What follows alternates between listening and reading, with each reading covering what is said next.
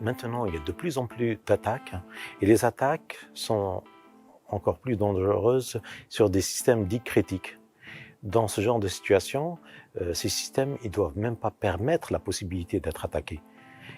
Pour que ce système ne puisse pas être attaqué, il faut qu'il soit conçu à l'origine sécurisé. C'est ce qu'on appelle, de manière en anglais, le Secure by Design, c'est-à-dire la conception sécurisée. La formation sécurité logicielle de l'NCBS vise cet objectif, c'est-à-dire c'est une formation certes d'informaticiens, des informaticiens qui maîtrisent parfaitement leur art, mais de plus, ils doivent maîtriser toutes les techniques de sécurité pour pouvoir sécuriser le système, c'est-à-dire enlever toute possibilité de vulnérabilité dans le système à l'origine, c'est-à-dire à la conception. Le besoin en ingénieur capable de maîtriser l'art de la sécurité dès la conception se fait de plus en plus pressant. La demande est même énorme. Pour donner à titre d'exemple, nous, c'est une école d'ingénieurs, il y a des stages à chaque année, et le stage de deuxième année, ils sont censés faire un stage d'assistant ingénieur.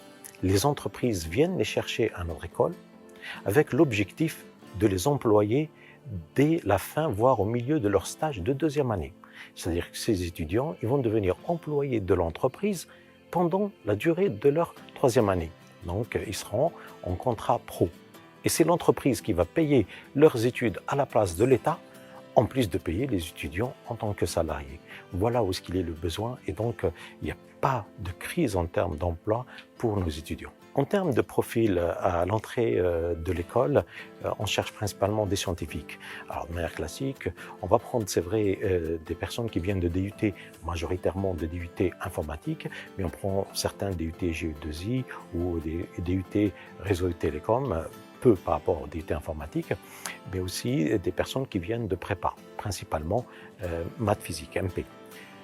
Et de plus, on a, nous, en local, une prépa intégrée où on reçoit des étudiants scientifiques, c'est-à-dire de bac S, qui font le concours GPI, et on les prend dans l'école, on les prépare pour pouvoir intégrer directement notre école.